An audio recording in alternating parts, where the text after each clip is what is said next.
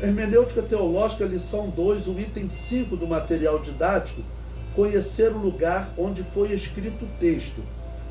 A Bíblia foi escrita em diversos lugares, tais como deserto de Midian, onde Moisés teria escrito os livros de Jó e Gênesis, considerando que ele tenha escrito antes do Êxodo. Nós não temos certeza, né? Judeia, onde teriam sido escritos os livros de Samuel, Reis, os Evangelhos e muitos outros. Ásia, onde teriam sido escritas diversas epístolas e o Apocalipse. Babilônia, onde teria sido escrito o livro de Daniel e Ezequiel. Pérsia, onde teria sido escrito o livro de Esther. Então são exemplos, né? Bom, o lugar onde foi escrito o texto nos ajuda a interpretar se Jesus nasceu junto a animais. Vocês sabem que a Bíblia não fala, mas a tradição católica coloca lá alguns animais. Eu sei que tem um jumentinho, tem diversos animais lá, porque eles acreditam que Jesus nasceu no local onde tinham animais. Bom, eu separei aí Lucas capítulo 2, versículo 7, que diz: E deu à luz o seu filho primogênito, e envolveu-o em panos, e deitou-o numa manjedoura, porque não havia lugar para eles na estalagem. Foi só isso que a Bíblia falou, uma manjedoura. Os católicos interpretam o lugar onde José e Maria ficaram como sendo um lugar onde habitavam animais. Tudo isso por causa da palavra manjedoura, que era o lugar onde se colocava ração para os animais. Porém, dificilmente isso aconteceu, pois na região de Canaã, o que não faltavam eram cavernas, onde as pessoas normalmente se hospedavam, e provavelmente foi o que aconteceu. A interpretação católica pode até estar correta, mas não é a mais provável. E isso porque eles deixaram de observar a região, o lugar onde foi escrita. Também na região pobre de Israel, era mais comum os animais dormirem no pasto do que numa estalagem com cobertura, como normalmente os católicos acreditam. E alguns ainda argumentam, Levi, mas poderia ser um inverno. Certamente não era inverno. Jesus provavelmente nasceu ou no verão ou no outono. Por quê? Por exemplo, Lucas relata que os pastores estavam no campo à noite guardando as ovelhas. E, então, quando era inverno, à noite eles levavam a ovelha para o aprisco. Eles só ficavam com as ovelhas em local aberto quando o clima era mais ameno, não era um inverno. Tá ok? Que o inverno em Israel é um inverno rigoroso. Então Jesus provavelmente ele nasceu no outono. Jesus, acredito que ele nasceu ali próximo do mês de abril. Seria um mês, era o primeiro dos meses de Israel, né? Tá ok? Era o chamado mês vamos dizer, de um clima mais tranquilo. Então, não necessariamente Jesus nasceu entre animais. Isso é uma interpretação católica. Um segundo exemplo é a parábola do semeador e a prática de semear.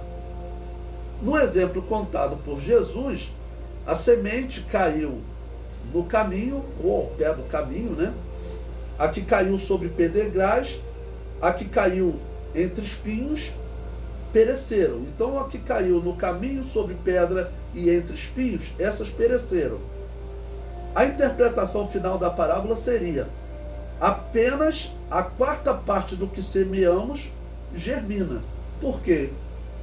3/4 pereceram. Mas, conhecendo a prática da semeadura, podemos interpretar a verdadeira mensagem da parábola do semeador. O semeador em Israel lançava a semente e depois vinha com o arado mexendo a terra.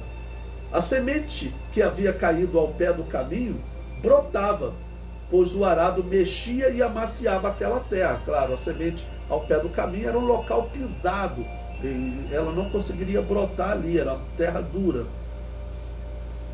A semente que caiu entre espinhos também brotava, pois o arado derrubava o espinheiro e este até servia de adubo. A semente que caiu em pedregais também brotava, pois o arado mexia a terra e lançava a terra sobre as pedras, permitindo que essa semente também brote. A lição final da parábola do semeador é: devemos semear e depois trabalhar para que a semente germine. Você só consegue identificar isso se você conhecer a prática de semeadura dos israelitas naquela época, tá bom? Nós vivemos num local completamente diferente, ainda mais aqui na cidade, nós não entendemos nada de semeadura. Então, para você interpretar, a hermenêutica vai te dizer, olha, você tem que conhecer o tempo que foi escrito, como aquelas pessoas viviam, o que eles pensavam. Então, no caso de Jó, naquela época eles olhavam para uma constelação, chamavam de bom pastor. A tradução grega usou o nome grego, Órion. Aí o intérprete já falou de um guerreiro. Na época de Jó, a noção não era de um guerreiro. Eles não olhavam para essa constelação chamando ela do guerreiro Órion. Ele chamava ela de um bom pastor. Um terceiro exemplo pode ser usado a mesma parábola do semeador. A semente que caiu ao pé do caminho foi comida por aves. Jesus diz, olha, quando ouvindo alguém a palavra do reino e não a entendendo, vem o maligno e arrebata o que foi semeado no seu coração. Este é o que foi semeado ao pé do caminho, ou seja, o terreno era duro. Aquele que lançou a semente não foi atrás cuidar daquela semente, veio o maligno, tá bom, e a arrebatou. E Jesus Cristo disse que as aves do céu a comeram. Então eu digo, olha, continua o texto.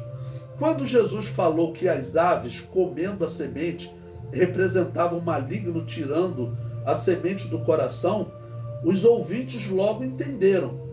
Pois as aves naquela época, principalmente no Império Romano, né, eram na maioria das vezes símbolo de agouro.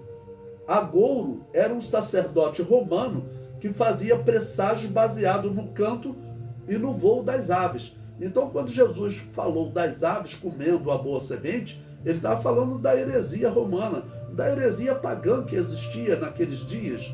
Ou seja, se você não conhecer a vida das pessoas que eram direcionadas ao texto, da pessoa que estava escrevendo, vai ser mais difícil você ter uma interpretação correta. O mais provável é que você vai ter uma interpretação, às vezes, completamente fora de sentido, né? Então, essa parte é importante, né? Esse número 5, conhecer o lugar onde foi escrito o texto. Por isso eu citei esses 3 exemplos aí, para poder ilustrar essa interpretação.